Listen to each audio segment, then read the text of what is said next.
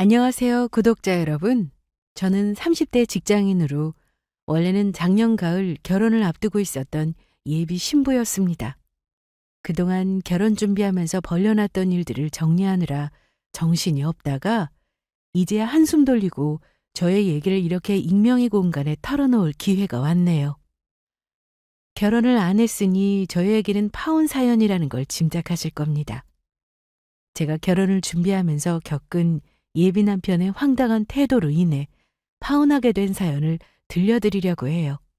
아마 지금 저처럼 결혼 준비를 하는 구독자분들이 계시다면 저의 얘기에 많은 분들이 공감하시고 속이 시원해지실 거라 생각합니다. 요즘에는 결혼할 때 남자 쪽에서 돈이 더 많이 드는 것도 옛말인 거 아시죠?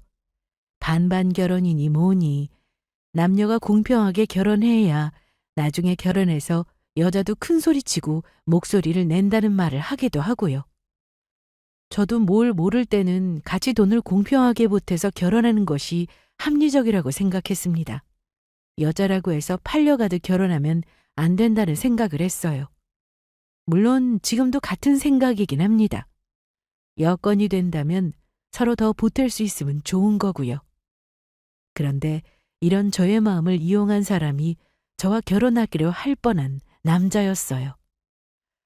지금 생각해도 저에게 거짓말을 늘어놓았던 것만 생각하면 치가 떨릴 정도입니다. 남자친구와 만난 기간은 길지 않긴 했습니다. 대략 1년 남짓의 시간이었어요. 하지만 짧은 시간 만나고 결혼을 결심한 만큼 저는 전 남자친구를 믿었고 그만큼 좋아했습니다. 하지만 파혼하고 나서 보니 내가 왜 이 사람의 진실되지 못한 면을 못 알아봤을까 싶었어요. 우리 친정에서는 파혼하고 나서도 예비 남편을 가만두지 않겠다면서 고소까지 한다고 하셨죠.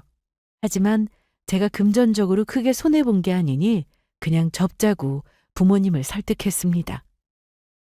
아니 그놈은 땡전 한 푼 없고 다 빚으로 살면서 너한테 결혼하자는 말이 나왔다니? 그동안 너한테 솔솔이 가져간 돈도 있다며. 그 돈 전부 받아야지 너 이대로 그냥 넘어갈 생각이야?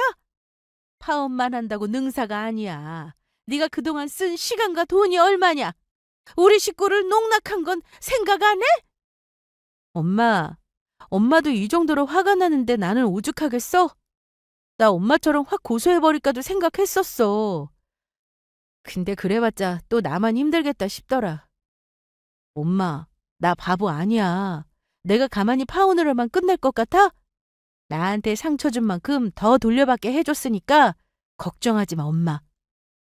엄마는 하나뿐인 딸이 처음 결혼하겠다고 데리고 온 남자에게 상처를 받았다는 사실이 너무 마음이 아프셨던 것 같아요. 제가 왜 부모님 마음을 모르겠습니까?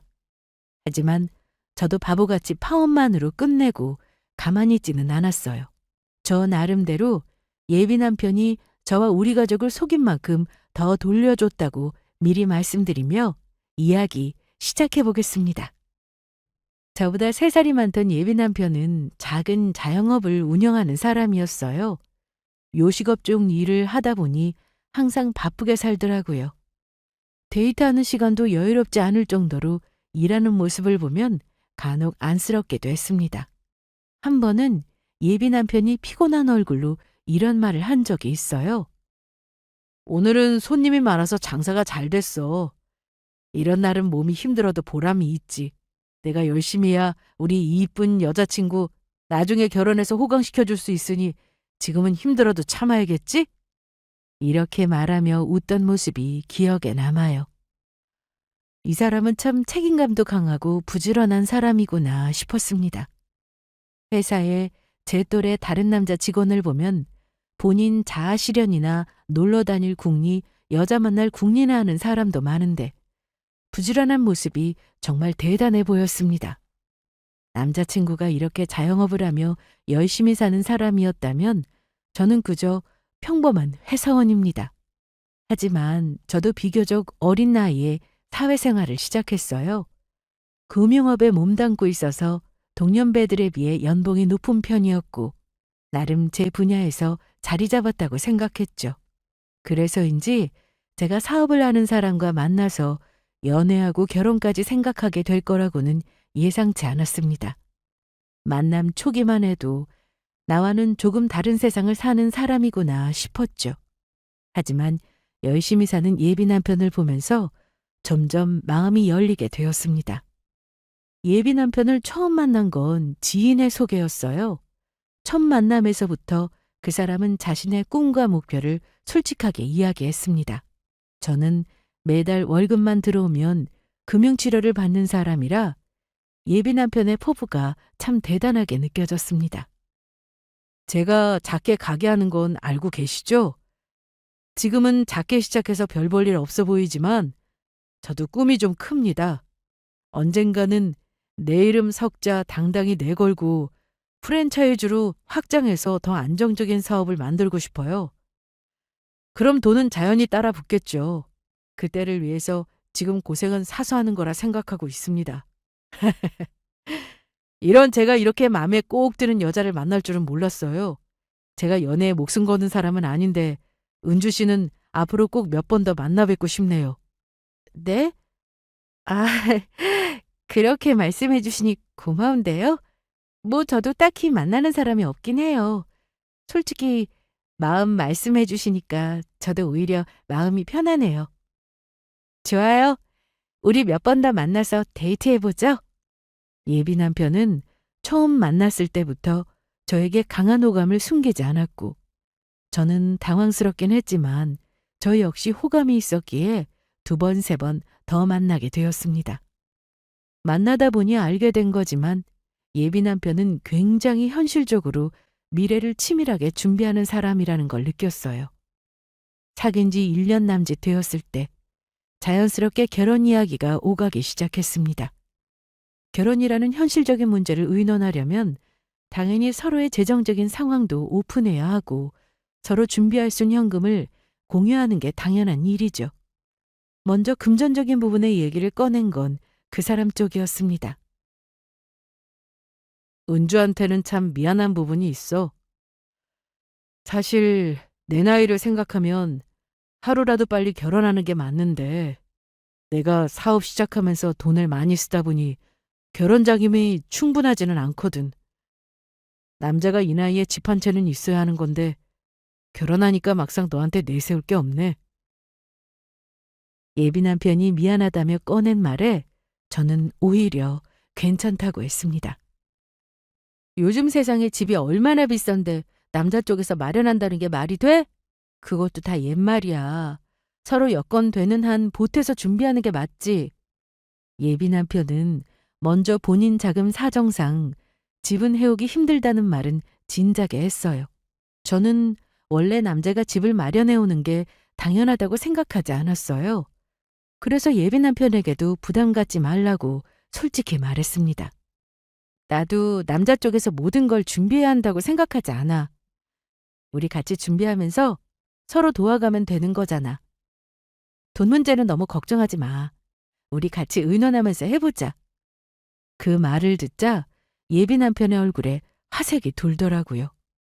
그러면서 아까보다는 조금 더 편안해진 표정으로 저에게 이렇게 말했습니다. 그럼 은주야, 내 말대로 하면 어떨까? 우리 둘 다 일도 열심히 하고 있으니까 결혼 비용은 공평하게 반반씩 준비하면 좋을 것 같아. 그래야 서로 부담 없이 시작할 수 있잖아.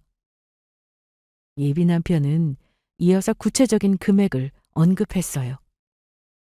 나는 최대한 끌어모으면 2억까지는 마련할 수 있을 것 같은데 네 생각은 어때? 서로 같은 금액을 준비하면 결혼 준비는 그럭저럭 가능할 것 같은데? 예비 남편 제안은 저에게 합리적이고 공정하게 들렸어요. 저도 그간 모아온 돈을 합치면 같은 금액을 준비할 수 있었기에 망설임 없이 동의했습니다. 좋아. 나도 조금 더 모으면 그 정도는 준비할 수 있을 것 같아. 그러면 우리 둘 다 각자 2억씩 마련해서 결혼 준비하자. 정말이지? 아, 다행이다. 나는 네가 모은 돈이 없으면 어쩌나 내심 걱정했거든.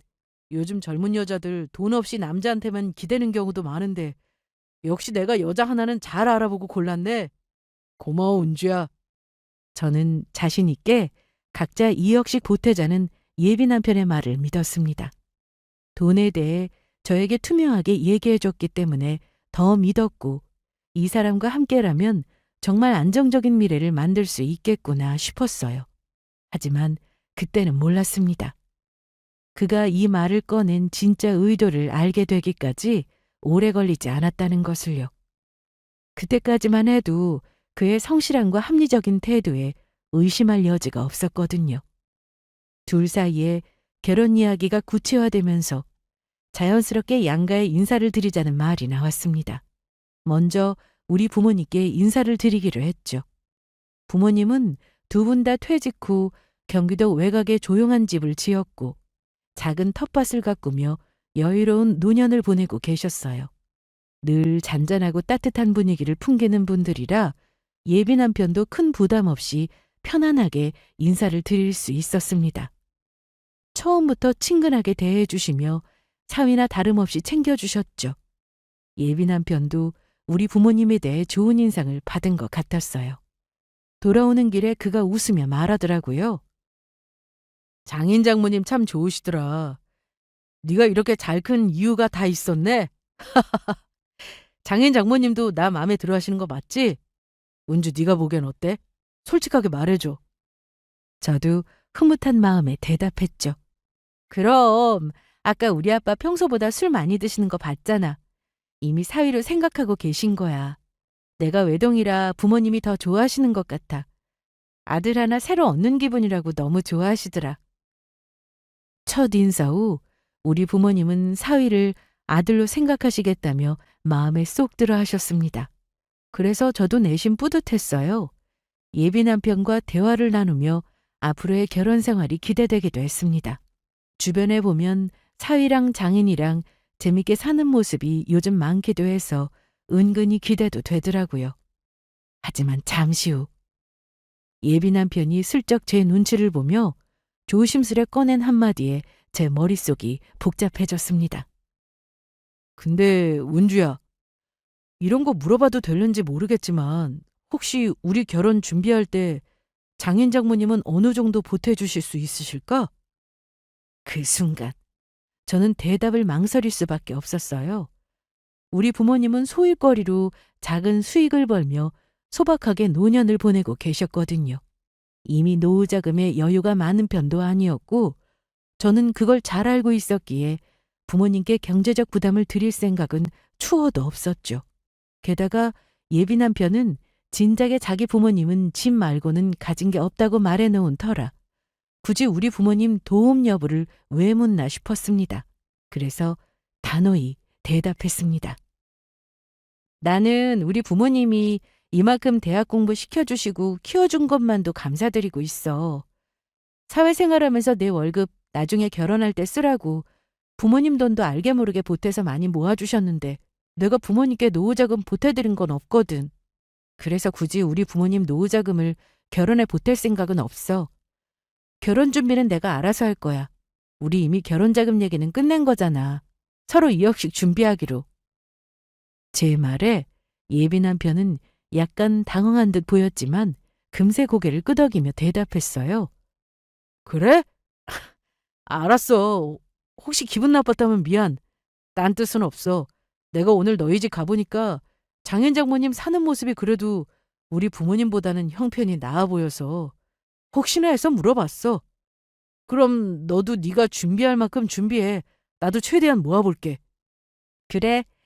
어차피 오빠도 오빠 힘으로 준비할 수 있는 금액이니까 나한테 같이 보태자고 한 거잖아. 우리 부모님께 굳이 손 벌리지 말고 해보자. 그때까지만 해도 예비 남편의 말에서 어떤 문제를 느끼지 못했어요. 저는 단지 서로 공평하게 준비하자는 취지라고 믿었죠. 나중에 가서 그 믿음이 깨질 줄은 꿈에도 몰랐습니다. 저도 결혼을 준비하며 이미 열심히 모으고 있었기에 서로 비슷한 금액을 준비한다는 것이 타당하다고 여겼고 본인도 여력이 되니 구체적으로 2억이라는 금액을 말했다고 믿었습니다. 하지만 예비 남편의 속마음을 전혀 눈치채지 못한 제 자신이 지금 생각하면 너무 순진했던 것 같아요. 시댁에 인사를 드리러 갔을 때 남자친구가 부모님 도움을 못 받는다고 말한 이유를 알겠더라고요. 시댁에 첫 인사를 드리러 가던 날 약간의 긴장감과 설렘이 뒤섞여 있었습니다. 차 안에서 예비 남편은 시댁에 대해 이런저런 이야기를 해줬어요. 우리 부모님은 많이 엄격하지 않으셔. 그냥 편하게 인사하면 돼. 그래도 처음 인사드리는 거라 너무 긴장된다. 혹시 나 마음에 안 들어 하시면 어쩌나 싶어서. 우리 부모님께 대충 너에 대해 말씀드렸어. 안 봐도 되겠다고 하셨으니 너무 걱정하지 마. 저도 그 말을 믿고 가볍게 생각하려 했지만 막상 도착하니 긴장감이 확 올라갔습니다. 예비 시댁은 서울에서 2시간 걸리는 지방 쪽이었어요. 시내 작은 아파트에 거주하셨는데 이상하게 집에 온기가 없는 느낌이었습니다. 듣자 하니 4남매가 전부 다 뿔뿔이 흩어져서 각자 산다고 하더라고요. 그중에 예비 남편은 장남이었고요. 그래도 예비 시부모님 첫인상은 소박하셨어요. 예비 시어머님은 제게 따뜻한 미소를 지으며 저에게 아들 잘 부탁한다는 말을 먼저 했습니다. 우리 아들, 아마 아가씨에 비해 부족한 점이 많을 거야. 그래도 잘 부탁할게요. 우리가 사남매를 키우고 출가시키다 보니까 애들한테 큰 신경을 못 썼거든. 그래도 아들은 아들인지 늘 부모 걱정만 하는데 내가 얼마나 미안한지 몰라. 엄마도 참, 이제 내가 좋은 짝 데려왔으니까 한숨 내려놓으세요. 자식일 내려놓기가 어디 쉽다니? 혼자 타지에서 장사한다고 그 고생을 하며 사는데 엄마가 어떻게 마음을 내려놔. 부모가 되어서는 자식한테 보태준 것도 없어서 미안한데. 이때까지만 해도 저는 예비 시부모님이 경제적으로 넉넉지는 않아도 아주 상식적인 분들이라고 생각했습니다. 처음에는 화기애애한 대화가 이어졌어요. 어머님은 저에게 취미생활에 대해 물으셨고 저는 솔직히 답하며 분위기를 풀어나갔어요. 하지만 저녁 식사가 끝나고 차를 마시며 결혼 얘기가 자연스럽게 나오자 분위기가 조금 달라졌습니다. 남자친구는 부모님에게서 독립해 오랜 기간 자취를 했다며 그동안 한 번도 부모님에게 돈 걱정을 끼친 적이 없다고 하시더라고요. 그러더니만 걱정스러운 얼굴로 돈 얘기부터 하셨습니다.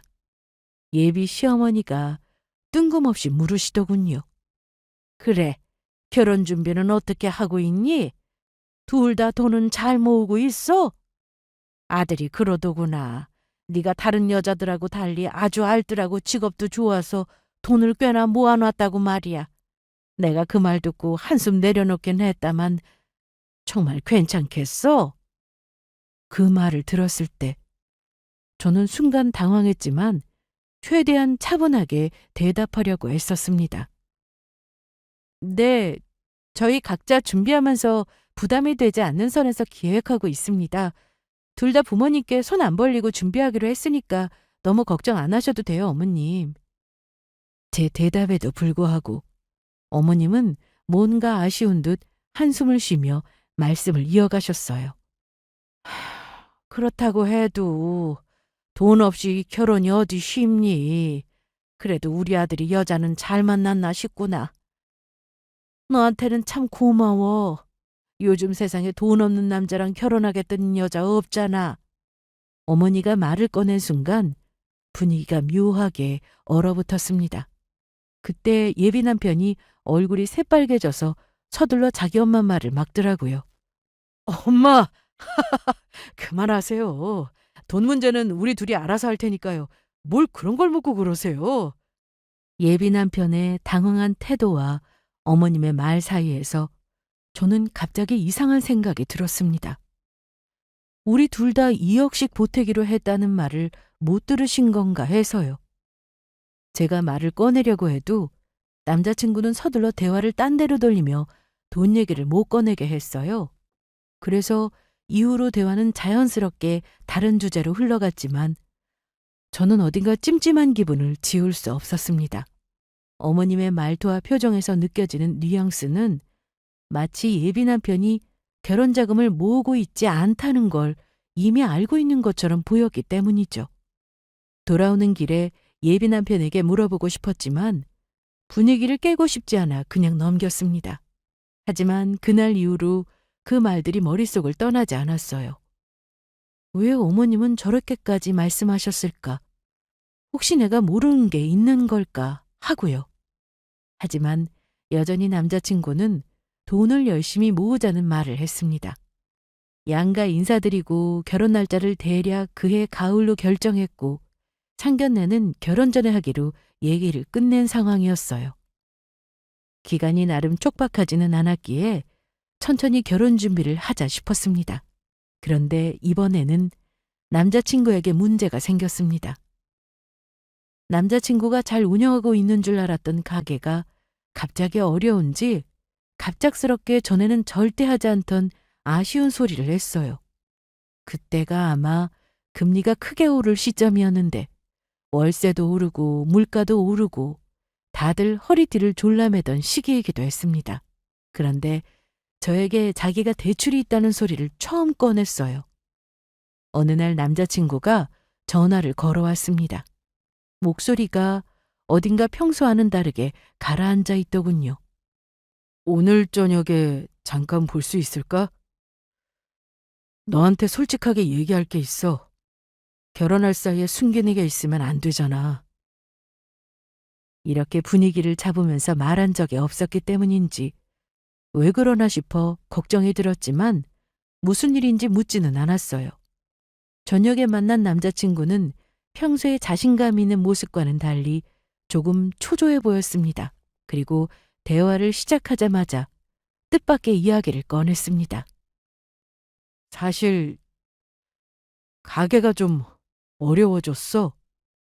그 말을 듣는 순간 저는 깜짝 놀랐습니다. 그는 항상 자신의 가게가 잘 되고 있다고 말했었거든요. 혹시나 결혼을 미루자는 말을 할까 싶어 물었습니다. 갑자기? 그동안 별말 없었잖아. 혹시 오빠 가게에 무슨 일 있었던 거야? 매출이 많이 줄었어? 남자친구는 저의 물음에 한숨을 쉬며 대답했어요. 요즘 금리도 오르고 월세도 올라서 부담이 커졌어. 물가도 계속 오르고 있잖아. 그러다 보니 가게 유지가 쉽지 않네. 저는 마음이 복잡해졌습니다. 이해는 되지만 왜 이런 이야기를 이제야 하는지 의문이 들었거든요. 그가 더 이상 말을 하지 않는 걸 보고 제가 다시 물었어요. 그동안 가게 잘 된다는 말만 했지 어렵다는 말은 안 했잖아. 솔직히 말해봐. 나한테 진짜 하고 싶은 말이 뭐야? 저의 말에 잠시 침묵하던 그 사람은 결국 말을 꺼냈습니다. 사실 대출이 좀 있어. 꽤 큰 금액인데 매출이 잘 안 나오니까 이자 내는 것도 힘들어졌어. 이러다가 우리 결혼 자금 저축하기도 힘들 것 같지 뭐야. 그 말을 듣자 순간적으로 어안이 벙벙해졌습니다. 대출이 있다니요. 그런데 왜 이걸 지금까지 말하지 않았던 건가 싶었어요. 애초에 결혼 이야기를 꺼냈을 때부터 당연히 얘기했어야 하는 게 맞죠. 저는 화가 났지만 일단은 얘기를 들어봐야겠다 싶어 차분한 목소리로 물었습니다. 얼마나 되는 대출인데? 몇천 정도면 내가 이해하겠어.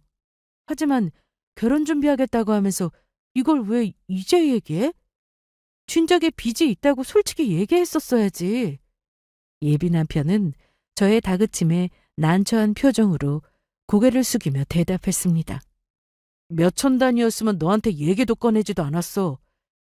사실 금액은 꽤 돼. 근데 정말 이번만 좀 도와줘. 몇 달만 이자만 내게 해주면 가게 정상화시킬 자신 있어. 네가 내 상황을 좀 이해해주면 좋겠어. 부탁 좀 하자. 내가 부탁할 곳이 없잖아. 우리 부모님 사정 너도 잘 알 테고. 어떻게 좀 안 될까? 그 순간 저는 너무 실망스러워서 말이 나오지 않았습니다. 결혼 준비를 하며 서로 믿고 의지해야 할 파트너가 이런 중요한 사실을 숨기고 있었던 겁니다. 저는 조용히 한숨을 쉬며 대답했죠. 오빠한테는 너무 실망이야. 결혼 준비하자고 할 때부터 이런 건 얘기했었어야지. 지금 와서 갑자기 나보고 도와달라니. 그럼 네가 말했던 2억은 어떻게 준비하려고 했던 거야? 솔직히 무슨 돈으로 결혼을 하자는 거였어? 내가 몇 달 도와주면 상황이 확실히 나아지는 건 맞는 거고? 물론 사업하는 사람이 빚 없이 한다는 게 어렵다는 건 압니다. 하지만 큰 규모의 대출이 있다며 처음 결혼하자고 했을 때부터 저에게 털어놓아야 한다고 생각했어요. 저는 그 부분이 속은 느낌이 들어 화가 났습니다. 근데 무슨 2억을 준비해 결혼을 하나 싶었죠. 대출 금액도 몇천만 원 단위가 아니라는 게 문제였어요. 매출이 잘 안 나와 이자를 내기 힘들었는지 저에게 몇 달만 도와달라는 부탁을 하더라고요. 하지만 결국 제가 그 사람 말을 들어줄 수밖에 없었습니다. 결국 저는 그의 부탁을 들어줄 수밖에 없었습니다. 몇 날 며칠 고민했지만 그가 어려운 상황에서 손을 내밀었는데 모른 척할 수 없었어요. 그래서 그날 약속 장소에서 준비한 돈을 건넸습니다. 여기 몇 달치 월세 되는 금액이야. 믿고 주는 거니까 결혼해서 천천히 갚아. 돈을 건네는 순간 제 마음이 복잡했어요. 이게 진짜 잘하는 일인지 확신할 수 없었지만 남자친구를 사랑하는 마음에 내린 결단이었죠. 예비 남편은 돈 봉투를 받아들고 눈을 크게 뜨며 말했어요. 정말 고마워. 운주야. 진짜 너밖에 없다. 결혼하기 전에 이 돈은 꼭 갚을게. 그러면서 그는 약간 농담 섞인 말투로 덧붙였어요. 나는 돈 관계는 아무리 가족이라도 확실히 하는 사람이야. 너한테 더 이상 이런 부탁은 안 할게. 꼭 갚을 테니까 걱정하지 말고. 그 말을 들으며 저는 마음 한편이 조금 씁쓸했지만 그래도 고맙다고 연신 말하는 모습에 마음이 조금은 풀리는 듯 했습니다. 잘해봐. 일단 그 돈이면 급한 불은 끌 수 있을 거야. 그리고 다시는 이런 일 없도록 노력해줘. 무슨 일이 있으면 솔직하게 말해주고. 나도 결혼할 사람이 잘 되길 바라는 마음에 큰맘 먹고 보태주는 거야. 남자친구는 고개를 끄덕이며 약속하듯 대답했어요. 그래, 이번만 날 믿어줘. 네 말 무슨 말인지 잘 알아. 내가 결혼 전까지 반드시 다시 매출 돌려놓을 테니까 걱정 말고. 돈 빌려줘서 정말 고맙다. 내가 앞으로 더 잘할게. 하지만 그날 이후로도 제 마음속에는 작은 불안감이 자리 잡기 시작했습니다. 그 불안감이 나중에 더 큰 문제로 이어질 줄은 몰랐지만요. 어쨌든 그날 이후 저도 결혼 자금을 모으기 위해 부지런히 노력하기 시작했어요. 평소에는 크게 신경 쓰지 않았던 작은 지출도 하나하나 줄이면서 허리띠를 졸라맸죠. 직장인에게 점심시간이 어떤 의미인지 아시죠? 하루 스트레스를 푸는 시간이자 힐링 타임이라는 걸요. 하지만 저는 그 돈까지 아끼려고 매일 아침 직접 도시락을 싸서 출근했고 친구들과의 모임도 최대한 자제했어요. 평소에는 무심코 사던 커피도 대신 회사 휴게실에서 무료로 제공되는 커피를 마셨습니다. 게다가 직장에서 더 많은 일을 맡아 초과 근무를 자처하기도 했어요. 밤늦게까지 책상에 앉아 자료를 정리하고 있으면 동료들이 종종 물었죠. 은주 씨, 원래 결혼 앞두고 있으면 운동이니 피부 관리니 자기 관리하느라 바쁜데 왜 회사에서 초과 근무를 하고 그래? 갑자기 돈독이라도 오른 사람처럼. 이럴 시간에 예비 신랑이랑 데이트라도 해야 하는 거 아니야? 그럴 때면 저는 웃으며 대답했어요. 조금이라도 더 모아야 결혼해서 편하죠. 우리 예비 신랑이랑 저랑 지금 힘들 때라 한 푼이라도 결혼 전에 더 모으려고요. 저는 그렇게 말하는 게 부끄럽지 않았습니다. 남자친구에게 목돈을 빌려준 어려운 상황에서도 하루하루 목표를 떠올리며 힘을 냈어요. 그때는 힘들어도 이게 우리 행복한 미래를 위한 준비라고 믿었거든요. 정말 나중에는 제가 목표했던 금액 2억 가까운 돈을 손에 쥐게 되었을 때의 뿌듯함은 이루 말할 수 없었습니다. 그동안 남자친구 역시 저에게 돈을 다 모아간다며 걱정 말라는 말을 했기 때문에 마음이 안심되더라고요. 가게가 한동안 어렵다고 했는데 위기를 잘 극복해서 다행이다 싶었습니다. 그리고 몇 달 앞으로 다가온 결혼 날짜를 생각하면 마음이 급했어요. 하루라도 빨리 돈을 합쳐서 신혼집부터 빨리 구해야겠다 싶었습니다. 예비 남편이 그동안 걱정 말라고 했던 말도 있고 게다가 어렵다고 했던 시기도 잘 넘어간 것 같아 한시름 놓았죠. 이제는 결혼 준비를 본격적으로 시작해야 할 때라 생각했습니다. 그래서 먼저 예비 남편에게 돈을 합쳐 집을 구하고 나머지 준비를 하자는 말을 꺼냈어요. 그런데 남자친구에게 돌아온 대답은 전혀 예상치 못한 말이었습니다. 예비 남편과 만나 이야기를 나누다가 급한 마음에 신혼집 얘기를 꺼냈습니다. 우리 이제 돈을 합쳐서 신혼집부터 구하자. 시간이 많지 않으니까 빨리 움직이는 게 좋을 것 같아. 일단 오빠는 바쁘니까 내가 알아보는 게 낫겠지? 나한테 돈을 주면 내가 알아볼게. 그런데 제 말을 듣던 그 사람은 약간 머뭇거리며 고개를 숙이더니 전혀 예상치 못한 대답을 했습니다. 글쎄, 결혼 자금으로 모아놓은 돈을 당장 못 준다는 겁니다. 그게 지금 당장은 돈을 못 줄 것 같은데 어쩌지? 순간 머릿속이 멍해지며 당황스러웠습니다. 뭐라고? 돈을 못 준다고? 우리 서로 2억씩 준비하기로 했잖아. 오빠도 그동안 문제없이 모아가고 있다고 말했잖아. 게다가 중간에 오빠 힘들다고 해서 내 돈까지 빌려줬는데 못 준다니. 그게 무슨 소린데? 그때 예비 남편은 어색하게 웃으며 변명하듯 말했습니다. 맞아. 그런데 사실 너한테 말 못한 게 있네. 아무래도 오늘은 솔직히 말해야겠다. 내가 우리 부모님 집을 사드렸어. 부모님이 급하게 이사를 갈 상황인데 돈이 없으시다잖아. 내가 하나뿐인 아들인데 어쩌겠냐. 급한 대로 내 돈을 들이면서 집 마련해드렸지. 미리 말 못한 건 정말 미안해. 조만간 말하려고 했어. 정말이야. 결혼 자금으로 자기 부모님 집을 샀다는 말이 들리는 순간 머릿속이 새하얘졌습니다. 부모님 집? 그게 무슨 소리야? 오빠 결혼 자금으로 지금 부모님 집을 샀다고? 우리 결혼 자금 잘 모으고 있다고 한 게 불과 며칠 전이잖아.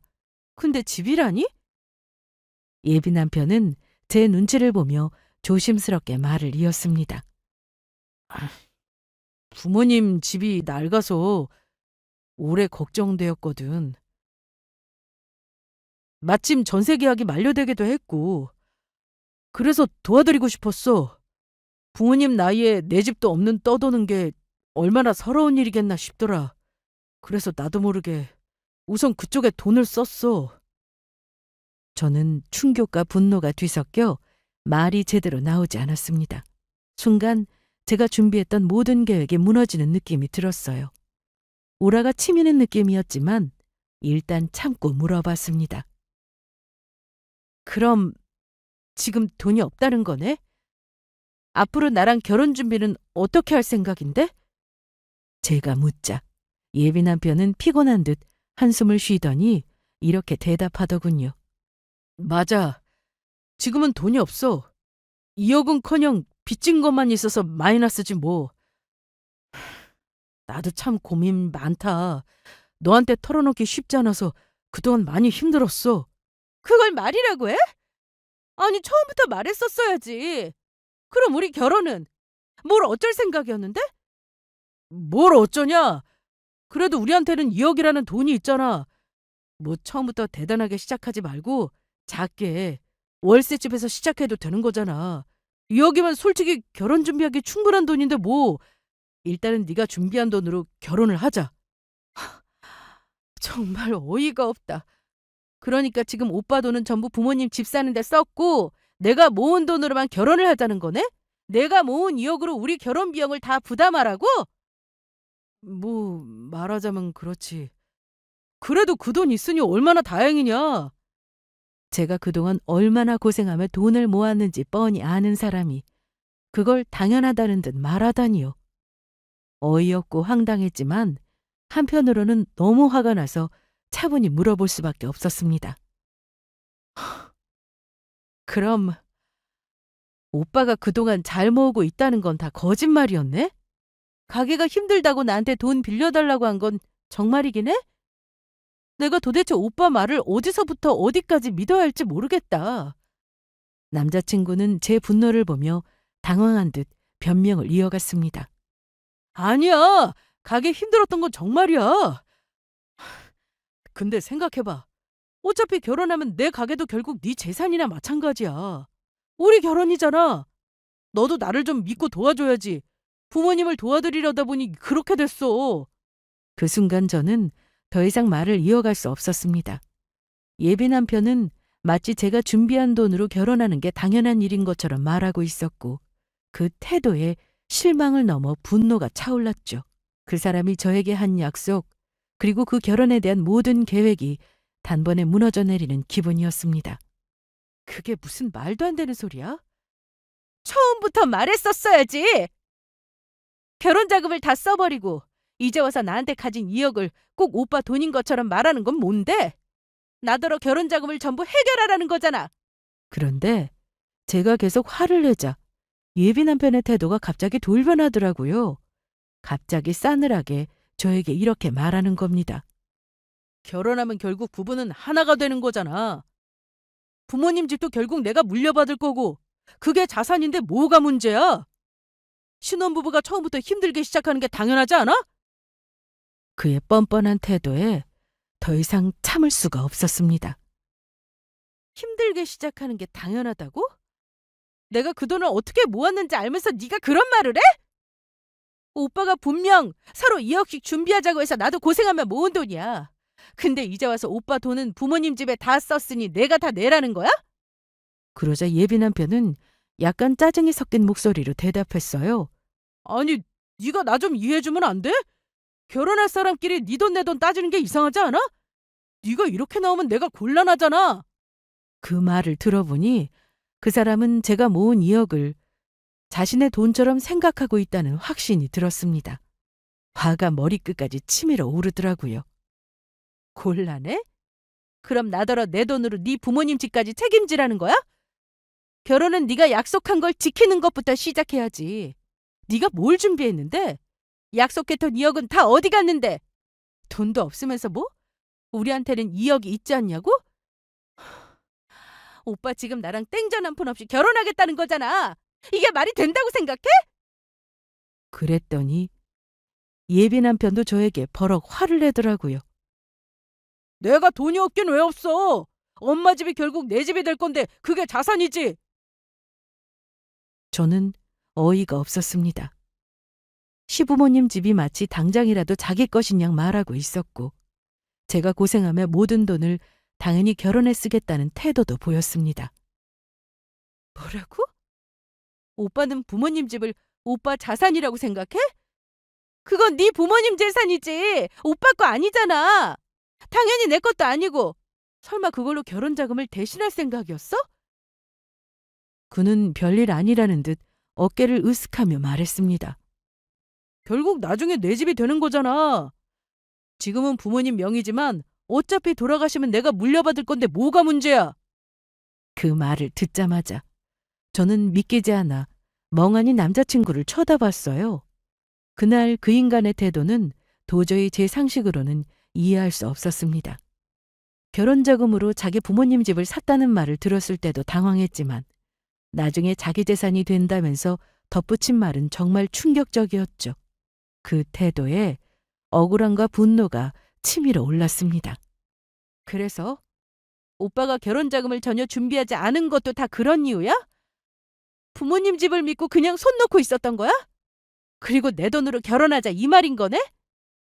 제가 차갑게 묻자 그는 오히려 저를 이해하지 못하겠다는 표정으로 대답했어요. 아까도 말했지만 처음부터 모든 걸 갖추고 시작할 수는 없는 거야. 결혼 초기에 좀 고생해도 둘이 벌면 뭐가 문제야? 처음엔 힘들게 살아야 성공의 달콤함도 아는 법이야. 내가 사업하는 사람인데 그걸 모르겠어? 우리 같이 버니까 금방 일어설 수 있다고. 고생? 나는 오빠랑 같이 고생하려고 결혼하는 게 아니야. 분명 처음부터 2억씩 준비하자고 한 건 오빠였어. 그런데 이제 와서 돈이 하나도 없고 결국 내 돈으로 결혼을 하자니. 대한민국의 어느 여자가 좋다고 하겠어? 오빠가 이렇게 나온다면 답은 하나야. 우리 결혼은 여기까지야. 나는 내가 모은 돈 전부 다 갖다 바칠 생각 없어. 오빠가 나를 이렇게 우습게 보면서 결혼하려는 건 용납 못해! 뭐? 은주야, 그게 아니야. 내 계획을 자세히 들어봐. 그는 당황한 표정으로 저를 붙잡으려 했지만 저는 단호히 그의 손을 뿌리치며 자리에서 일어났습니다. 이게 끝이야. 우리 둘 다 더 이상 시간 낭비하지 말자. 아참, 내가 오빠한테 빌려준 돈 말이야. 다행히 차용증도 있고 계좌 이체 내역도 있는 거 알지? 딱 3일 줄게. 이자는 봐줄 테니까 한 푼도 빠짐없이 내 통장으로 붙여. 내 할 말은 이게 다야. 이제 그만하자. 파혼이야. 너 지금 돌아서서 나가면 우리 진짜 끝이야. 잘 생각해봐. 누가 더 손해인지. 저를 붙잡으며 마치 자기를 놓치면 제가 손해라는 듯 말하길래 코웃음 주며 대답해줬습니다. 글쎄, 누가 손해인지 딱 알겠는데? 나 지금 와서 생각하니까 오빠가 전부 의심스러워. 가게 빚 있다고 할 때 나한테 돈 빌려간 것부터가 의심스럽다고. 정말 이력이 있긴 했던 거야? 내 돈으로 결혼해보려고 수작 부리는 거 아니냐고. 지금부터 내가 다 파헤쳐서 알아낼 테니까 단단히 각오하는 게 좋을 거야. 제가 일침을 놓으니 당황한 얼굴로 저를 붙잡으려고 하더라고요. 하지만 저는 단호하게 뿌리치고 자리를 떠버렸습니다. 그리고 바로 부모님께 모든 사실을 말씀드리고 파혼하겠다고 했어요. 부모님도 난리가 나셨죠. 노발대발하시며 그놈 뭐하는 놈인지 다시 알아봐야겠다고 하시며 지인들을 총동원하셨습니다. 엄마는 제 얘기를 다 들으시고는 아무래도 처음부터 별것도 없는 놈이 저에게 콩고물을 받아먹으려고 철저하게 계획하에 거짓말을 한 것 같다고 하셨어요. 제 전화기에는 그날 이후 불이 나긴 했습니다. 남자친구가 계속 연락을 해왔거든요. 구구절절 매달리며 결혼하자고 다시 생각해달라고 했지만 저는 빌려간 돈이나 갚으라고 했습니다. 몇 달치 가게 월세로 거의 1,000만 원 돈이었는데 저는 무슨 수를 써서라도 그 돈을 되돌려받을 생각이었어요.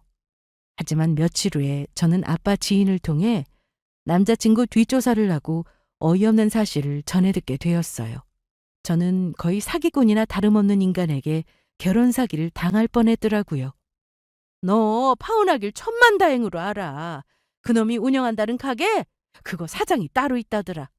거기서 월급 받는 주방장인데 뭐 월세가 어쩌고 어째? 나쁜 놈 같으니라고. 원래부터 돈도 없던 놈이야. 물어보니까 사장이 그놈 자르려고 하는 걸 사정사정해서 붙여있다고 하더라. 대체 그놈 부모는 이 사실을 알고 있는 거야? 알고 너랑 결혼시키려고 한 거면 몽땅 다 사기꾼 집안이지 뭐니. 뭐 2억으로 부모님 집을 사? 그것도 다 거짓말이래. 처음부터 네 돈으로 결혼까지 하려고 했던 놈이야. 너 그놈한테 돈 빌려준 거 있다며. 당장 받을 방법이 있는 거야? 뭐? 그럼 처음부터 다 거짓말이었다는 거네? 설마 했는데 역시 그랬어. 걱정 마 엄마. 나한테도 다 방법이 있으니까. 부모님은 고발이니 뭐니 방법을 총동원하라고 성하셨습니다. 가게도 찾아갔지만 그 인간은 우리 가족이 찾아올 걸 알았는지 벌써 자취를 감췄더라고요. 참 허무했습니다. 하지만 다행히 저에게 그놈의 인적사항이 모두 있었어요. 결혼 준비하면서 어쩌다 보니 개인정보를 알게 되었거든요. 저는 빠르게 법적으로 조치를 취했습니다. 제 돈을 떼어먹었으니 당연히 고소도 했고 동시에 법원에 제 채권에 대해 권리를 행사하기 위한 조치를 취했어요. 제가 금융계에 있다 보니 어떤 조치를 해야 하는지 확실히 알고 있어서 다행이었죠. 얼마 후 통장이 지급정지가 되자 그 인간이 어쩔 수 없이 연락이 왔더라고요. 야, 파혼이면 파혼인 거지 왜 남의 통장을 압류하고 그러냐? 나는 뭐 손가락 빨고 살라고? 고발장은 또 뭔데? 결혼까지 하기로 한 사이였는데 너 나한테 이렇게까지 할 거야? 부탁이니까 그만해. 내가 네 돈은 마련해서 줄 테니까. 통장 압류 풀고 싶으면 오늘 내로 내 돈 붙여. 안 그럼 꿈도 꾸지 마. 그리고 나한테 혼인빙자해서 돈 가지고 사기친 거잖아. 당연히 내가 당한 건 갚아줘야지 않겠어? 저는 그놈이 뭐라 하든 말든 전화를 끊어버렸습니다. 아쉬운 놈은 제가 아니라 그놈이었을까요? 저야 그 돈 솔직히 인생 공부했다 생각하고 안 받아도 그만입니다. 하지만 그 나쁜 놈이 저한테 한 것처럼 다른 여자한테 사기치고 다니는 건 막아야죠. 아니나 다를까 못 견디는 사람이 먼저 연락을 하더군요. 제 통장에 돈이 입금되는 걸 확인하고 나서 저도 통장을 풀어줬습니다. 하지만 고발을 취하하지 않았어요. 설사 합의하라고 하거나 큰 죄가 안 되어도 자기가 한 짓이 뭔지 알게 해주고 싶었거든요. 몇 달에 걸쳐 귀찮은 일이 좀 있었지만 저는 결국 그 사람과 관계를 깨끗이 정리하면서 법적으로 철저히 응징해 줬습니다. 제가 사람 보는 눈이 없어서 참 파혼도 힘들게 했지만 그래도 이혼보다는 파혼이 낫다고 결혼 전에 그 사람의 본 모습을 알아서 참 다행이라고 여기고 잘 극복했답니다. 저의 파란만장한 파혼 사연 재미있게 들으셨나요? 부끄럽지만 저의 개인적인 얘기를 이렇게 하는 이유는 구독자분들은 저처럼 똑똑지 못하게 결혼 준비하며 속지 않았으면 하는 마음에서입니다. 계산적으로 결혼하라는 게 아니라 적어도 결혼할 사람이라면 상대방에게 모든 걸 솔직하고 정직하게 내보여야 한다고 생각해요. 조금이라도 찜찜한 게 있다면 그 결혼은 안 하는 게 맞습니다. 작았던 문제가 눈덩이처럼 불어나듯 커져서 나를 다치게 할 수도 있다는 걸 명심하세요. 저의 사연은 여기서 마치겠습니다. 감사합니다.